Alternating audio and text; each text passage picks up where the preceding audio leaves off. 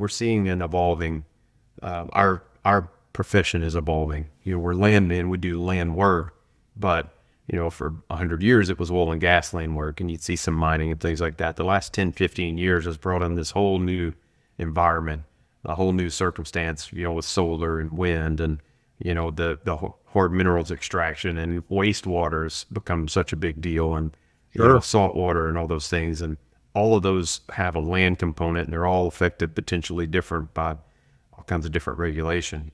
What would that scenario be like? Say, for instance, we had recently some inquiries with the land profession, with the AAPL, about licensing for people doing solar negotiations, for landmen negotiating surface use type agreements. What would that scenario be where, like, what information would you need? The do you publish? Does your office kind of publish perspectives, or do you guide organizations to be able to present letters or present evidence for why we either for or oppose something that's potentially being considered, or how would that work? Different people have different ways to lobby things. I am old school. I don't. This is the possibly the first recorded thing I've ever done in my life. We like to have conversations with people. We may take notes, but we don't write a lot of things down. It's just kind of works out better that way. Mm-hmm.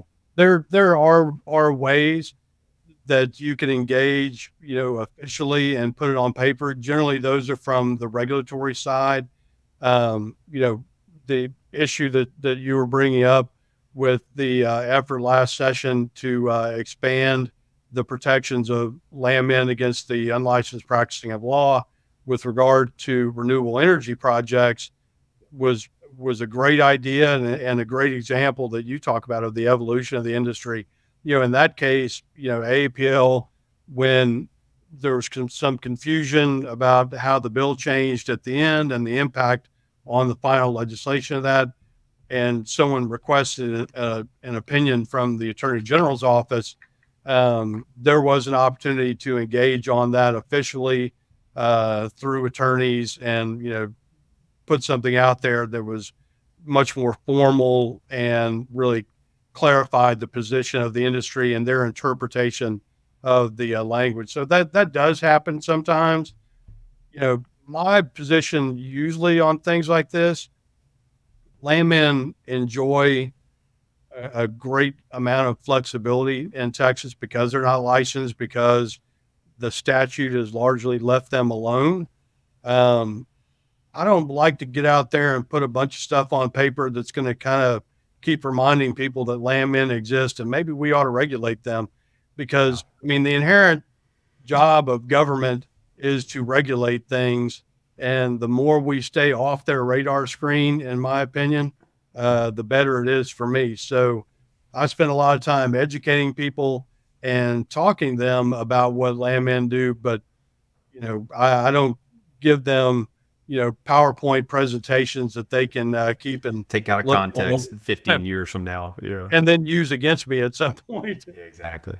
Well, okay, so that makes a lot of sense, and generally, what you're trying to do in your role for landmen is to help inform the legislators, let them know what we do, help them understand what we do, and try to get these things that are maybe misconstrued or misunderstood about our profession weeded out before it even gets to the Senate or gets to the state Right. level or whatever regulatory body.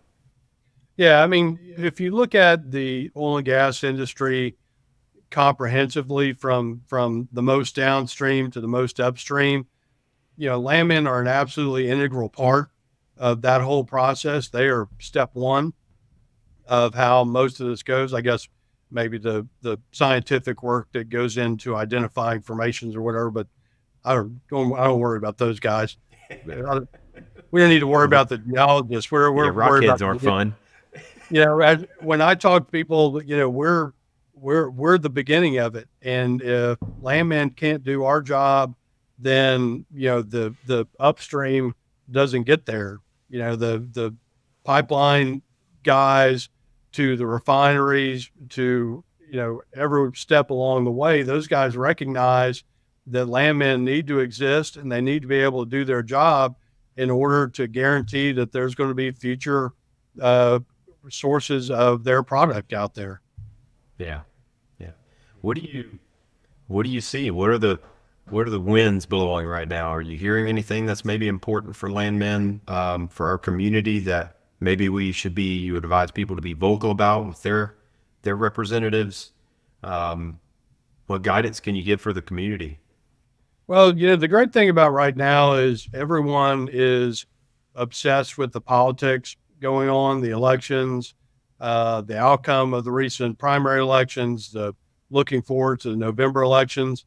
People are not particularly wanting to mess with the legislature right now, but the issues that have kind of always been in play, you know, licensing because of this issue that's going on right now, that is going to stay there.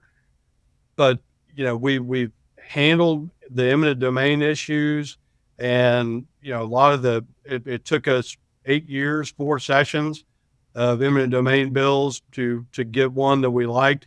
And even though that doesn't affect landmen directly, a lot of the stipulations that were inside that bill of how you deal with a landowner and what you have to do, posting requirements and open meetings requirements, those things can spill real easily over into landmen, particularly because in the legislature there's not a huge difference in the minds of most of them.